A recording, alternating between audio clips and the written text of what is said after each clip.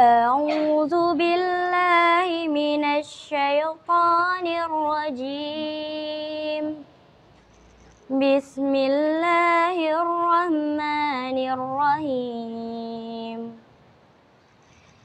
اقرأ باسم ربك الذي خلق خلق الإنسان من علق اقرأ وربك الأكرم الذي علم بالقلم علم الإنسان ما لم يعلم كلا إن الإنسان ليطغى أن رآه استغنى إن إلى ربك الرجعى أرأيت الذي ينهى عبدا إذا صلى أرأيت إن كان على الهدى أو أمر بالتقوى أرأيت إن كذب وتولى ألم يعلم بأن الله يرى كلا لئن لم ينته لنصفعا بالناصية ناصية كاذبة خاشعة فليدع ناديه سندع الزبانية كلا لا تطعه واسجد واقترب صدق الله العظيم. Assalamualaikum warahmatullahi wabarakatuh. Waalaikumsalam warahmatullahi. Alhamdulillahirabbil alamin hadana li hada wa ma kunna linahtadiya laula an hadanallah. Asyhadu an la ilaha illallah wahdahu la syarikalah wa asyhadu anna Muhammadan abduhu wa rasulullah. Allahumma sholli fa sallim ala Muhammad wa ala ali Muhammad. Kembali lagi di acara pengajian bulanan edisi bulan Oktober. Sebelum mungkin lanjut nanti saya menyapa dulu Bapak Ibu sekalian. Bagaimana Bapak Ibu sekalian kabarnya di rumah? Mudah-mudahan senantiasa Allah menganugerahkan kesehatan kepada kita semua. Amin, amin ya rabbal alamin. Alhamdulillah segala puji bagi Allah Tuhan semesta alam yang senantiasa memberikan kita kenikmatan sehingganya kita dapat hidup dan menikmati napas ini. Dan tidak lupa senantiasa salawat serta salam semoga tercurah limpahkan kepada Nabi kita Nabi Muhammad Sallallahu Alaihi Wasallam, kepada para sahabatnya, kepada para tabi'in dan kepada kita yang sebagai umat yang menunggu syafaatnya di hari kiamat. Amin ya rabbal alamin. Untuk mengawali mungkin di pengajian bulanan ini, alhamdulillah sudah berada di tengah-tengah kita Ustadz Teguh. Ustadz Teguh, bagaimana kabarnya? Alhamdulillah bi khair. Alhamdulillah sehat Ustaz Teguh ya. Alhamdulillah. Ya sehat alhamdulillah. Baik mungkin Bapak Ibu sekalian nanti akan ada beberapa penyampaian yang akan disampaikan oleh Ustaz Teguh. Nah kemudian mungkin saya berbincang dulu dengan Ustaz Teguh biar lebih kenal Bapak Ibu sekalian. Ustaz Teguh kegiatan mungkin Ustaz Teguh mengajar di ABS. Adakah kegiatan selain itu di ABS selain mengajar? Oh iya. Alhamdulillah kurang lebih sudah 6 tahun di Aisyah Boarding School. Sudah lama ini. Betul. Saya barusan. Dari awal memang mengajar di Rosa Islamiyah dan di tahun ini diberi amanah untuk memegang kantor layanan Lembaga Amil Zakat Infak dan Sodako Muhammadiyah. Betul. Jadi memang diamanahkan sebagai ya pengurus atau ya betul, di Lajismu itu sendiri. Ustaz Teguh, nah di sini saya melihat program infak pembangunan ABS Bale Endah. Mungkin nanti juga akan disinggung ya mengenai ini. Ya, tentu nanti akan disampaikan mengenai salah satu program di kita selain daripada beberapa program yang sebetulnya juga sudah disosialisasikan di beberapa pertemuan pengajian bulanan sebelumnya. Betul. Jadi memang secara jelasnya ABS ini sudah mempunyai kantor layanan ya. Betul. Kalau dulu mungkin masih menginduk gitu kah? Dulu kita namanya program fundraising. Fundraising. Sama fokusnya filantropi dari kita oleh kita untuk kita. Betul. Karena hidup itu prinsipnya udunan Betul. dan berbagi, maka kita mau mencoba menghadirkan bantuan dalam material, baik terutama awalnya memang untuk meringankan biaya santri, betul. terutama bagi yang berprestasi baik di bidang akademik maupun di bidang keagamaan. Betul. Nah, kemudian seiring dengan adanya aturan yang mengharuskan bahwa setiap penghimpunan zakat, infak, dan sodako itu mesti oleh lembaga yang terlegalisasi, dalam hal ini oleh Kementerian Agama. Maka semua lembaga filantropi, semua lembaga yang menghimpun zakat, infak, dan sodako diverifikasi oleh pemerintah. Alhamdulillah salah satu diantaranya adalah Badan Amil Zakat dan Lembaga Amil Zakat. Betul. Nah, salah satunya Lazismuh, Lembaga Amil Zakat, Infak, dan Sodako Muhammadiyah. Nah, di tingkat amal usaha itu disebutnya kantor layanan. Kantor layanan, betul. Jadi alhamdulillah kita terdaftar dan terlegalisasi oleh pemerintah sebagai kantor layanan resmi penghimpun zakat, infak, sodakoh. Terutama di lingkungan Civitas Aisyah Boarding School. Baik Ustaz Teguh, mungkin nanti akan disinggung lebih atau dibahas lagi lebih mendetail ya untuk itu. Bapak Ibu sekalian, alhamdulillah pada kesempatan ini dan nanti mungkin sebelum disambung oleh Ustaz Teguh yang akan menjelaskan tentang materi pada pertemuan kali ini. Insya Allah di dalam pertemuan kali ini nanti akan membahas tentang tazkiyatun nufus. Nah, kemarin mungkin sudah dibahas oleh ustadz-ustadz kita semua yang dari ABS mengenai sholat, kemudian doa dan yang lain-lainnya. Dan insya Allah pada pembahasan ini nanti akan membahas tentang tazkiyatun nufus. Kita kenal, mungkin Bapak Ibu sekalian pernah mendengar tazkiyatun nufus. Ada mungkin istilahnya sering mendengar kalau anak-anak renungan atau istilahnya mensucikan nafs. Jadi secara detailnya kalau kita ketahui tazkiyatun nufus berasal dari dua kata di dalam bahasa Arab. Nah, yang pertama adalah tazkiyah. Kita sering mendengar dengan kata zakat. Nah, hampir sama. Zaka, yazki, tazkiyah. Zaka, yuzaki, kata-katanya itu. Nah, seperti itu. Maka di sini kita ulas sedikit. Tazkiyah berarti adalah mensucikan. Mensucikan dari segala memang perbuatan yang tercela. Kemudian ada satu kata lagi adalah nufus. Berarti kalau di dalam bahasa Arab ada kata istilah nufus dan anfus seperti itu. Jadi nafsun kalau kita dengar jiwa atau hawa nafsu seperti itu. Nah, maka inilah nanti yang akan dibahas oleh Ustaz Teguh secara lebih jauhnya. Ustaz Teguh mungkin nanti untuk memberikan ilmu kepada kita semua.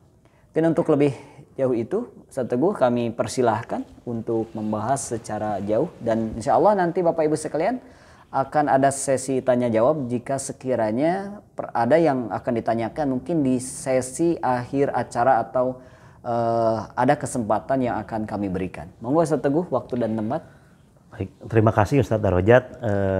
Bismillahirrahmanirrahim. Assalamualaikum warahmatullahi wabarakatuh. Waalaikumsalam warahmatullahi wabarakatuh. Alhamdulillahilladzi arsala rasulahu bil huda wa dinil haq liyudhhirahu 'ala dini kulli wa kafa billahi syahida. Asyhadu an la ilaha illallah wa asyhadu anna Muhammadan abduhu wa rasuluhu la nabiyya ba'da. Puji serta syukur kehadirat Allah Subhanahu wa taala yang telah mempertemukan kita di pengajian rutin bulanan. Edisi bulan Oktober. Mudah-mudahan dengan terselenggaranya dalam bentuk virtual tidak mengurangi khidmat thalabul ilmi kita yang insya Allah tentu menjadi satu amalan yang dicatat oleh Allah Subhanahu wa taala. Amin. Mudah-mudahan. Salawat serta salam semoga tercurah limpahkan kepada junjungan Nabi besar kita Nabi Muhammad sallallahu alaihi wasallam alladzi qad akhrajanas minadz-dzulumati kadolal ila nuril iman wal Islam. Kepada para keluarganya, kepada para sahabatnya, dan mudah-mudahan sampai kepada kita semua sebagai umat yang senantiasa konsisten menjalankan risalah dan sunnahnya. Apa kabar ayah bunda semuanya, keluarga besar Civitas Aisyah Boarding School Bandung, mudah-mudahan dimanapun kita berada, kita dalam kondisi sehat walafiat. Amin. Amin. Dan di kesempatan ini izinkan saya, Ustadz Darajat, Iya. berbagi pengantar seperti yang telah diinformasikan melalui WhatsApp grup ayah bunda sekalian, bahwa pembahasan di kesempatan kali ini kita akan membahas tazkiyatun nufus. Tazkiyatun nafs. Betul. Sebetulnya sudah banyak sekali beberapa kajian yang bisa kita temukan tentang istilah tazkiyatun nafs ini. Betul. Bahkan literatur bukunya, baik ulama klasik, ulama kontemporer, juga sudah banyak yang mendokumentasikannya. Tapi izinkan saya berbagi sedikit saja beberapa pengetahuan yang saya miliki. Saya ingin mencoba dulu, ingin menemukan kata tazkiyatun nafs dalam Al-Quran. Dalam Al-Quran. Iya. Dan itu akan saya coba hantarkan dari mulai penciptaan manusia, karena akan sangat keterkaitan proses penciptaan manusia dengan istilah tazkiyatun nafs ini. Betul. Ayah bunda sekalian, bahwa ada dua tahapan yang sangat penting dalam proses penciptaan manusia. Dan kita diajarkan dalam Al-Quran.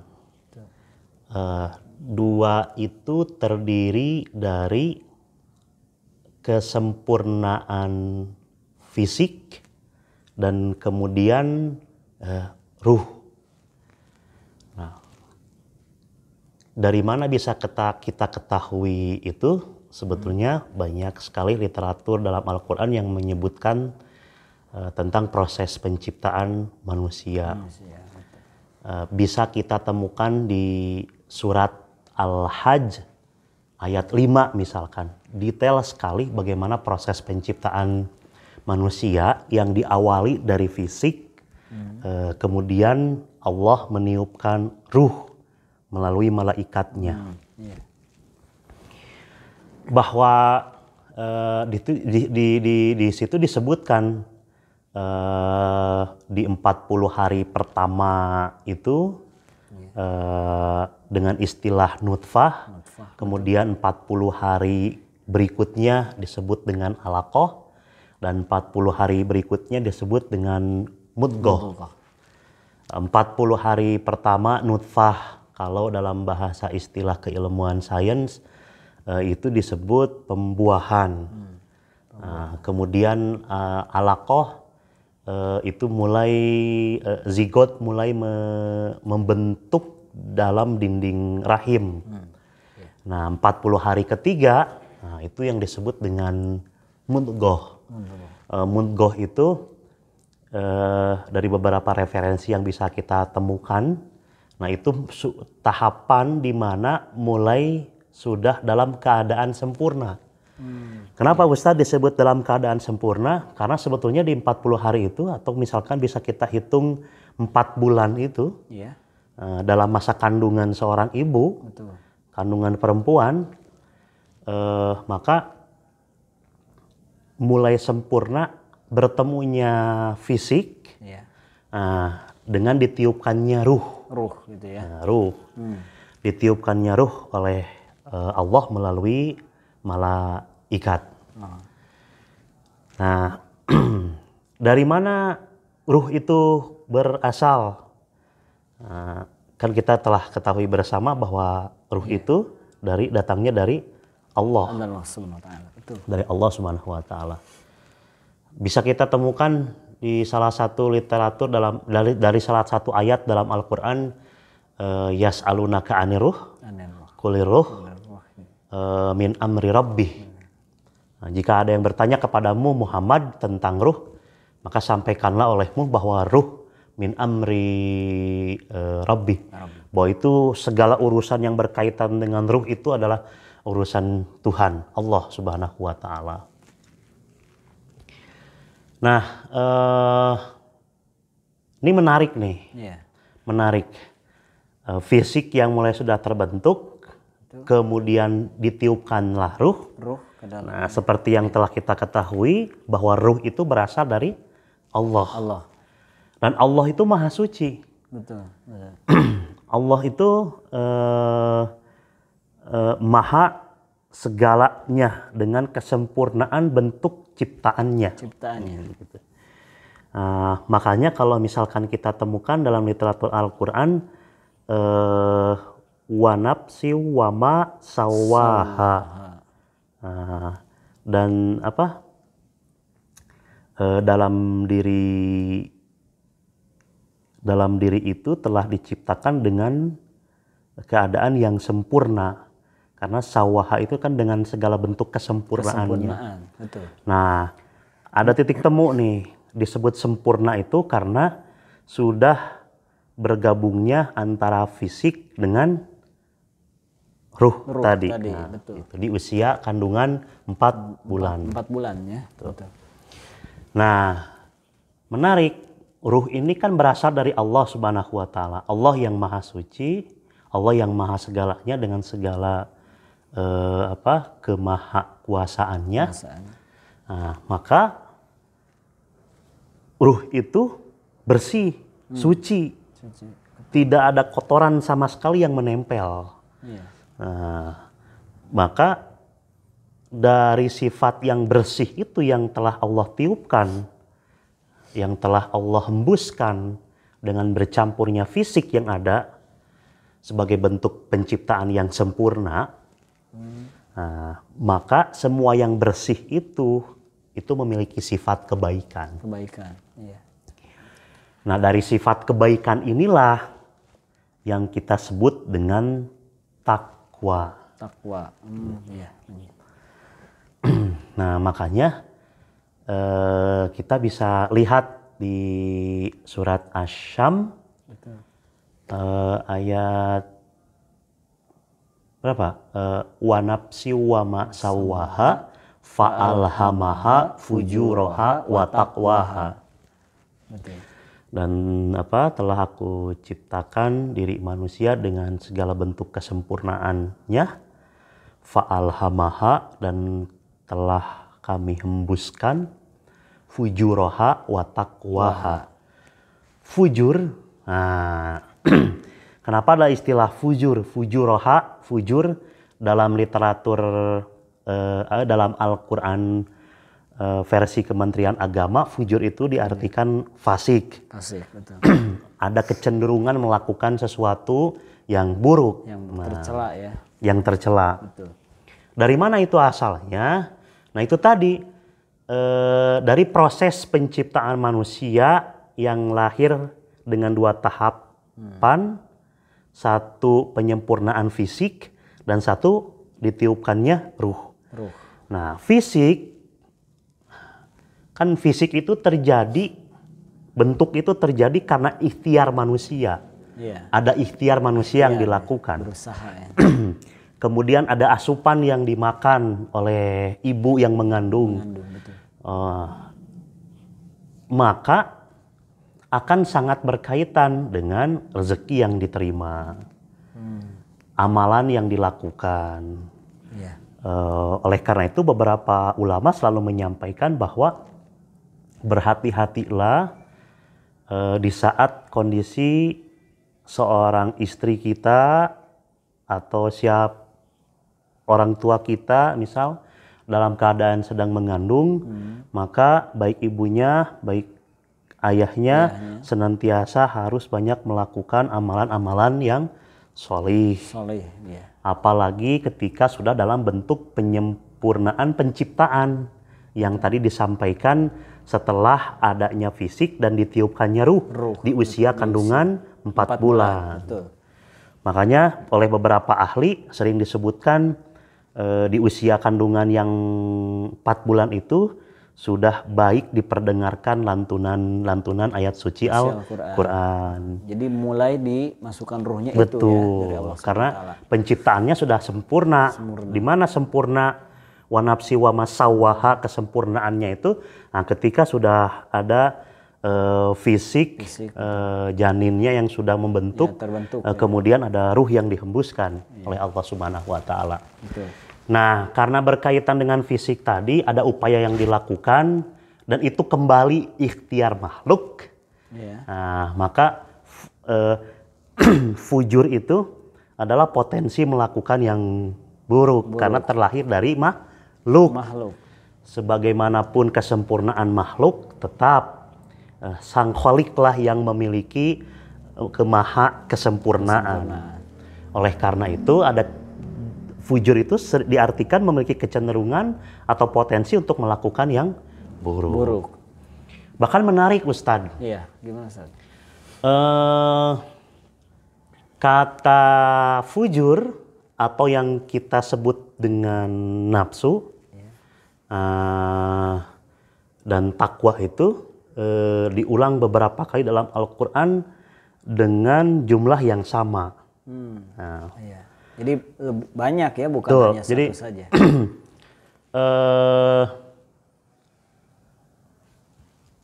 Sebelum ke situ, misal saya mau sebutkan dulu antara bentuk kesempurnaan yang tadi disebutkan, adanya fisik dan adanya ruh.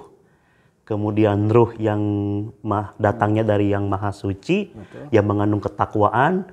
Kemudian fisik yang juga datang dari makhluk dengan kecenderungan melakukan segala sesuatu yang salah, berbeda dengan kesempurnaan Sang Kholik. Maka antara ruh dan fisik ini disebut dengan nafs. Dalam istilah bahasa Indonesia, kata serapannya nafas. Kenapa nafas? Kita kan bernafas. Nafas. Nah, itu menunjukkan fungsi fisik yang berkembang dengan keberadaan ruh yang sudah tergabung. Makanya ketika lahir orang bernafas itu berarti bentuk kesempurnaan antara fisik dan ruh sudah bergabung. Betul.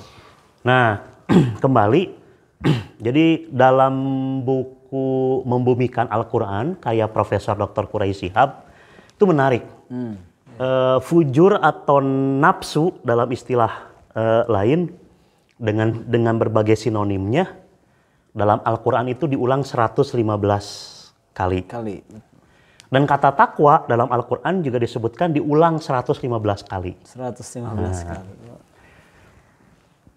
Jadi kalau misalkan wa nafsi wa masawwaha, dengan kesempurnaannya Allah telah menciptakan diri manusia, fa'alhamaha fujuraha wa taqwaha, dan kemudian telah dihembuskan adanya potensi untuk melakukan yang buruk, fujur, dan adanya potensi untuk melakukan yang baik. Betul, berarti balance ya dari kata itu.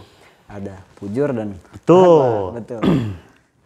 Ini menjadi sesuatu peringatan kepada kita semua bahwa ternyata potensi manusia dalam penciptaan dengan kesempurnaan yang telah diciptakan oleh Allah Subhanahu wa taala, dalam diri manusia itu ada potensi, ada dua potensi.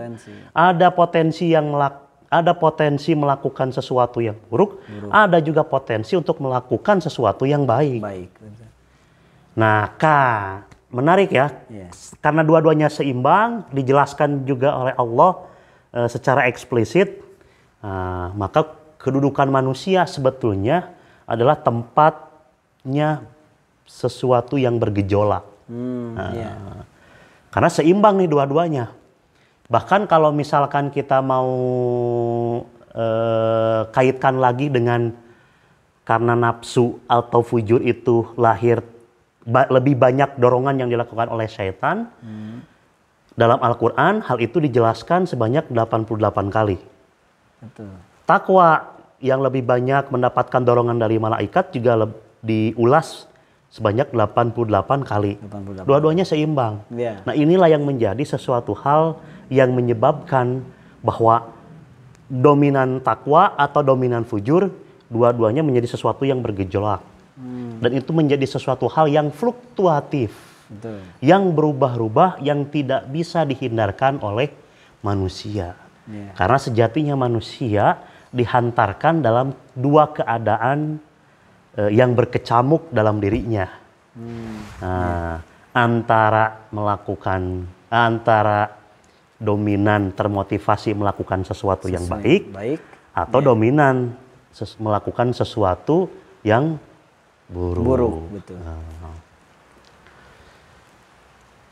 Maka dipandang perlulah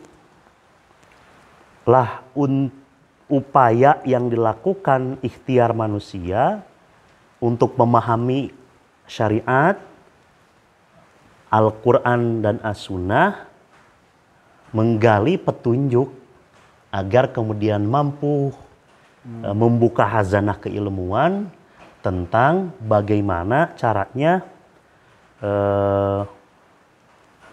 sesuatu yang hadir, potensi yang berkecamuk antara takwa dan fujur itu untuk lebih dominan takwa dan melakukan penekanan terhadap potensi fujur, buruk yang ada dalam diri kita. Iya. Begitu Ustadz untuk sementara. Baik Ustadz, tadi disinggung mengenai nafs. Maka sempat dibahas nafs di sini, kemudian di dalam Al-Quran apakah nafs itu memiliki tingkatan juga atau keterkaitan dengan fluktuatifnya dengan keadaan turun segi manusia itu bagaimana Ustadz? Ya, betul, menarik sekali membahas tentang nafs. Karena istilah manusia itu kan ada, bisa disebut bashar. Ya betul, bashar. Bashar menunjukkan fisiknya manusia. Kemudian ada al-insan. Insan ya, atau nas ya. Ada nas. Kemudian ada nafs. Nah, ada 3 istilah yang disampaikan oleh Al-Quran tentang nafs. Yang pertama itu nafsul mutmainnah.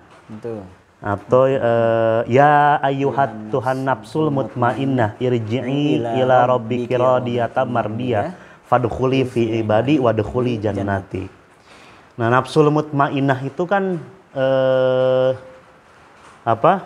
dalam pengertian ketenangan jiwa. Nah, maka orientasinya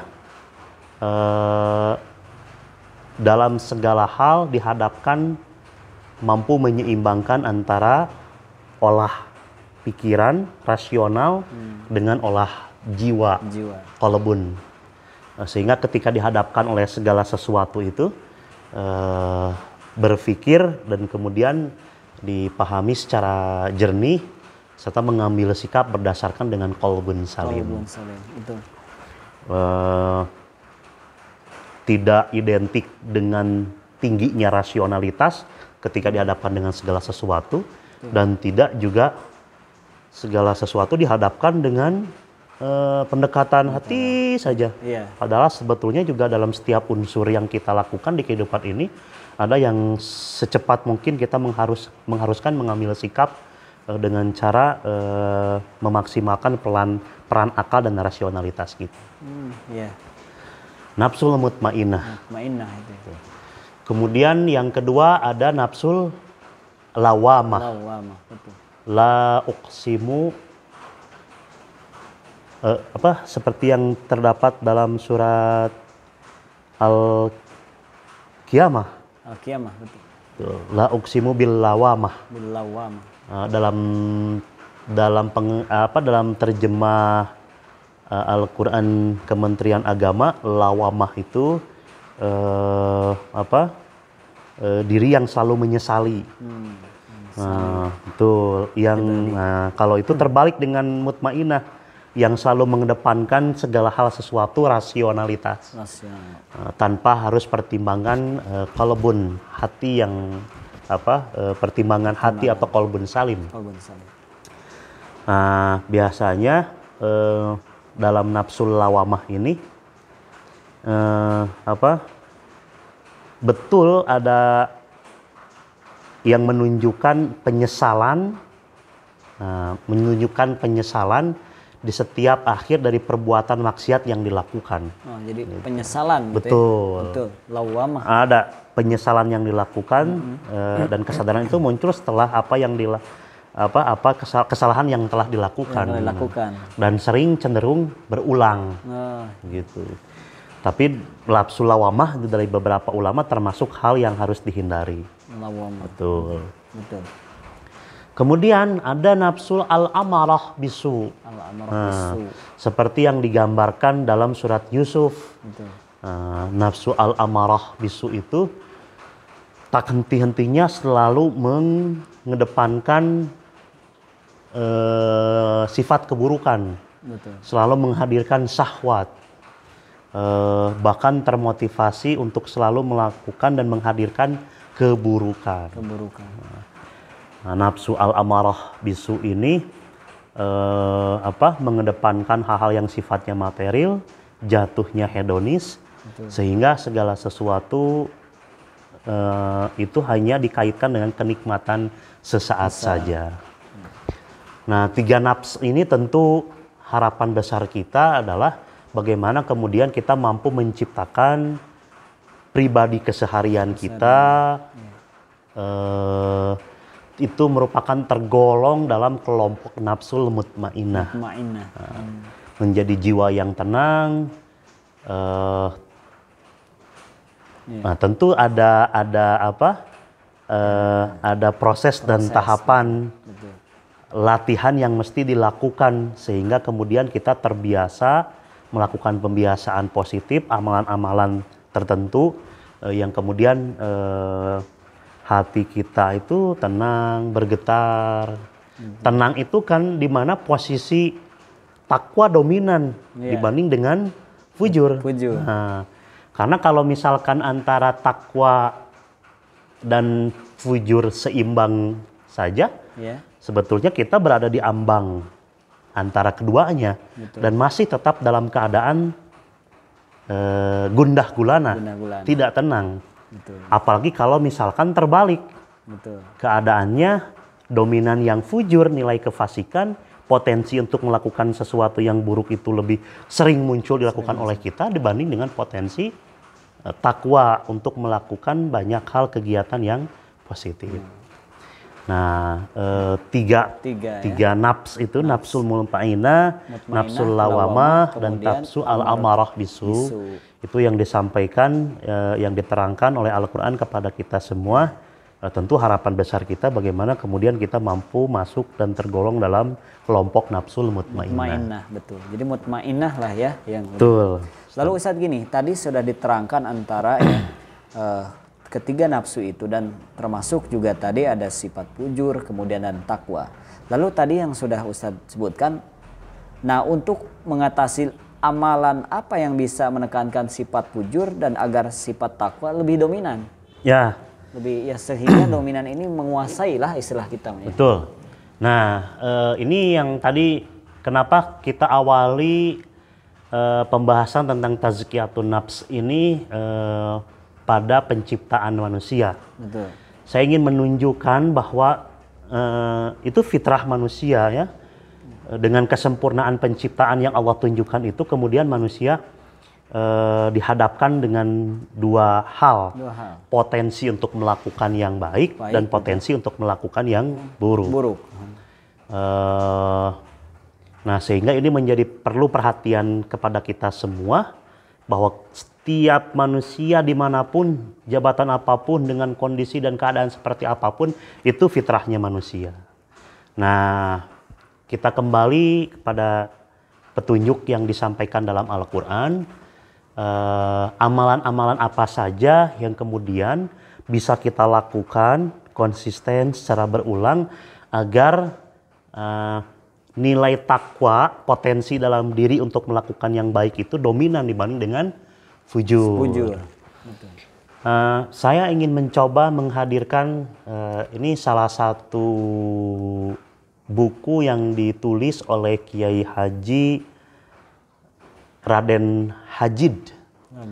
Beliau ini salah seorang murid Dahlannya Kiai Haji Ahmad Dahlan. Betul, Kiai Ahmad Haji. Beliau menuliskan dalam catatannya falsafah pendidikan Kiai Haji Ahmad Dahlan. Bagaimana beliau mencoba mengabadikan dalam tulisannya ajaran-ajaran yang disampaikan oleh Kiai Dahlan. Nah, salah satu di antaranya adalah ketika Kiai Dahlan dihadapkan oleh beberapa pertanyaan murid-muridnya dalam pengajiannya, bahwa ada jalan bagaimana untuk meningkatkan kualitas keimanan dengan cara mensucikan diri. Nah, Kiai Dahlan mengutip salah satu potongan Al-Quran di dalam surat Al-A'la, Qad aflaha man tazakka wa dzakara rasma rabbih fasholla. Sungguh beruntung, sungguh menang bagi siapa saja yang mau mensucikan dirinya. Tazakka itu kan, zakka itu mensucikan ya. Kalau dalam kaidah bahasa Arab itu tazakka ada tambahan ta di awal, kemudian tasdid. Nah, itu untuk menunjukkan bagaimana adanya respon cepat untuk melakukan dengan kesungguhan. Nah, jadi kalau kita mau artikan dengan kaidah itu, maka akan mendapat kemenangan, akan mendapat keberuntungan bagi siapa saja yang serius secepatnya mau melakukan pensucian diri. Betul. Di ayatnya di ayat berikutnya wa dzakara rasma rabbih fasholla. Nah, dengan cara zikrullah, kemudian rabbihi fasholla, dan tunaikanlah atau dirikanlah sholat. Kata Kiai Dahlan ada 3 jalan. Dalam buku itu disebutkan jalan yang pertama, amalan yang pertama adalah konsisten untuk melaksanakan zikrullah. Apa itu zikrullah? Mengingat Allah. Bahkan lebih luas lagi sebetulnya sudah dibahas di pertemuan pada pengajian bulanan sebelumnya. Tapi sederhana saja saya ingin menggambarkan agar kemudian mampu diamalkan dalam kehidupan sehari-hari kita, wabil khusus juga untuk saya secara pribadi. Hal sederhana Ustadz Darajat dan ayah bunda sekalian, bagaimana kemudian zikrullah itu mampu kita lakukan secara konsisten, mampu kita lakukan secara berkelanjutan.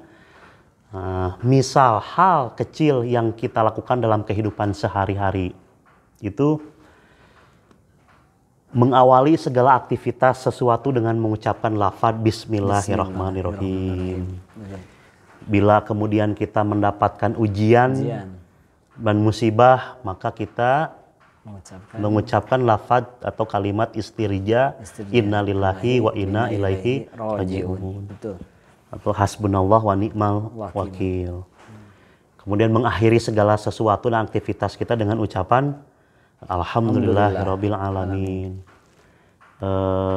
Atau juga rutinitas yang kita lakukan setelah kita melaksanakan sholat dengan cara berzikir. Jadi dalam keadaan apapun, dengan kondisi seperti apapun, kita mencoba untuk menghadirkan Allah dengan cara zikrullah.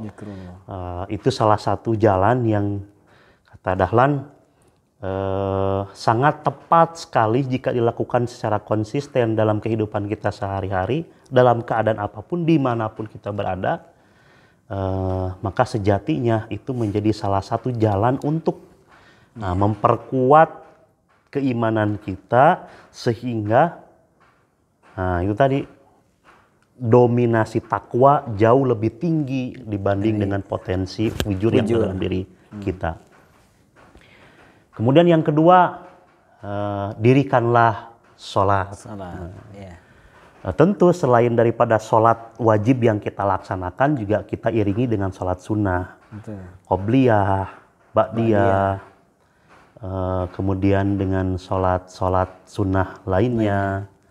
Apalagi kalau misalkan kita tergolong menjadi kelompok orang yang terpanggil serta konsisten melaksanakan sholat di sepertiga malam tahajud. Tahajud. Kan logikanya sederhana, jika ingin didengar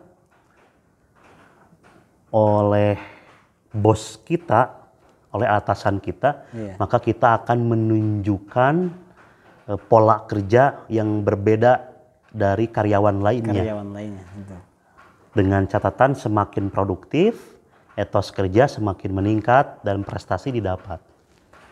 Nah, tentu jika kita punya harapan besar, kita punya sesuatu yang diinginkan ke depan bagi kita, bagi keluarga kita, tempat kita bekerja, dan hal apapun yang menjadi kepentingan kita, tentu juga alangkah lebih baik juga kita mampu menghadirkan menjadi seorang muslim dengan kualitas ibadah yang di atas rata-rata lainnya begitu. Contohnya misal jika yang lain hanya cukup di sholat wajib.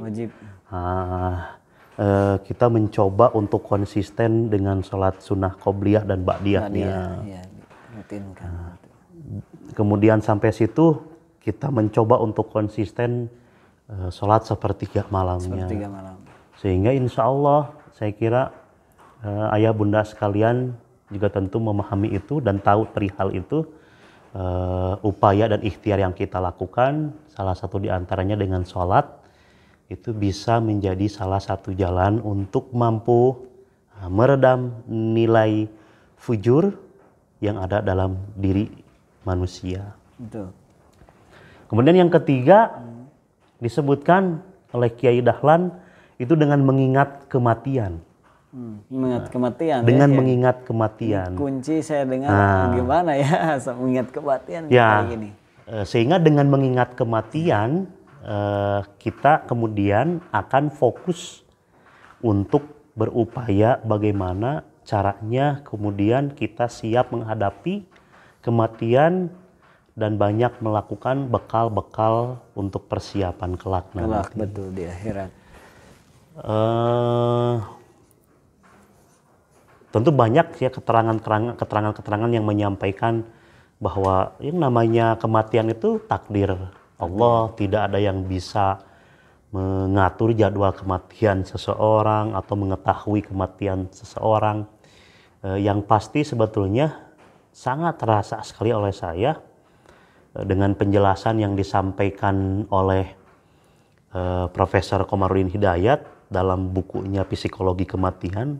Sebetulnya menjadi tantangan tersendiri pada diri kita jika kita mampu menghadirkan nuansa menghadapi untuk kematian, maka kita akan termotivasi untuk melakukan kebaikan walaupun sekecil apapun dalam keadaan kesempatan dan kesempitan yang sedang dihadapi oleh diri kita. Betul. Saya kira Ustadz, tiga hal itu yang kemudian menjadi kunci bagi saya tentu secara pribadi.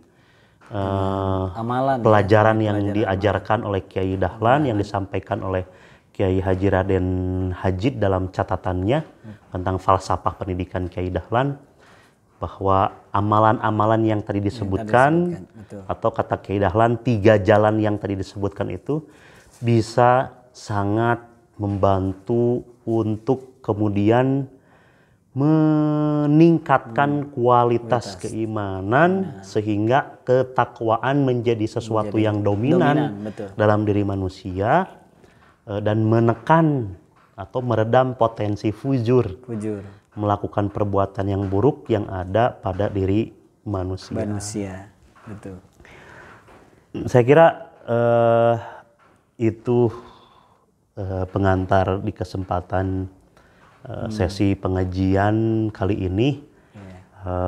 Tentu ayah bunda juga sudah pernah mungkin mengikuti beberapa kajian, betul. halaqah, majelis taklim yang sama juga membahas tentang tazkiyatun nafs, beberapa jalan, beberapa amalan yang dijelaskan. Intinya bahwa Allah memang menciptakan dengan kesempurnaannya diri kita itu memiliki dua unsur. Tadi. Satu potensi melakukan kebaikan, dua potensi melakukan keburukan. Betul, tugas kita mencoba untuk ikhtiar melakukan upaya, melakukan amalan dan perbuatan agar kemudian potensi takwa atau potensi untuk melakukan yang baik ini selalu muncul dan mendominasi dibanding dengan potensi yang buruk atau fujur dalam diri kita. Betul. Tentunya betul Ustadz, kita juga di dalam hati ini ya sejujurnya kita terus ingin mendekatkan diri kepada Allah Subhanahu wa taala. Nah, tadi betul yang disampaikan oleh Ustadz, dari potensi-potensi itulah yang mendukung kepada kita kebaikan, khususnya kita tabungan untuk di dunia ini dan khususnya juga hari akhir ya Ustadz ya. Betul.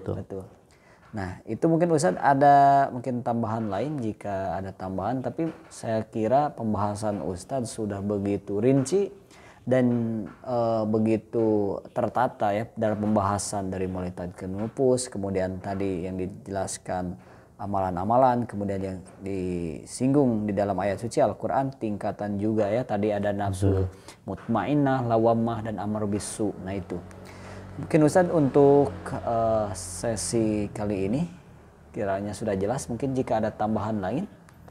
Saya kira cukup Ustadz Darajat, nanti tinggal dibuka kesempatan untuk diskusi yang bertanya, bahkan jika ayah, bunda, dan Sivitas Aisyah Boarding School Bandung bagi yang ingin menyampaikan sesuatu, menambahkan, melengkapi apa yang sudah disampaikan, saya kira bisa pada kesempatan sesi berikutnya. Baik ayah bunda sekalian, mungkin tadi sudah kurang lebih kita 30 menit lebih kita mendengarkan taujihat atau mauidhah hasanah dari Ustadz Teguh. Jika nanti mungkin kami dan saya sebagai yang membawakan acara ini, jika ada pertanyaan bisa nanti ditanyakan melalui sambungan via Zoom ataupun via WA, bisa juga nanti sekiranya yang kurang jelas bisa ditanyakan dan insya Allah akan kami jawab. Seperti itu. Nah itu dulu mungkin Ustadz Teguh. Tapi sebelum berakhir acara mungkin ini saya melihat ada program Tilawah Al-Quran Aisyah Jawa Barat. Apakah ini sebuah program? Kira-kira ada MOU dengan Lajismu? Oh iya. Betul. Ustadz itu nanti akan saya sampaikan setelah sesi, diskusi disampaikannya. Ya. Betul. Ya mungkin nanti harapannya bisa disampaikan Ustadz ya. Siap. Baik Bapak Ustadz sekalian atau Bapak Ibu sekalian, para pendengar, mungkin dalam kajian khususnya di bulan Oktober ini saya kira cukup yang sudah disampaikan oleh Ustadz Teguh, kemudian poin-poin yang disampaikan oleh Ustadz Teguh sudah sangat jelas. Gitu saja mungkin, mohon maaf Ustadz Teguh, saya hanya bisa mendampingi dan membawakan acara kali ini. Mudah-mudahan manfaat bagi kita semua dan diberikan kesehatan oleh Allah Subhanahu wa taala. Aku qouli hada astaghfirullah walakum. Marilah kita tutup dengan doa kafaratul majlis. Subhanakallahumma wa bihamdika asyhadu an la ilaha illa anta astaghfiruka wa atubu ilaik. Assalamualaikum warahmatullahi wabarakatuh. Waalaikumsalam warahmatullahi wabarakatuh.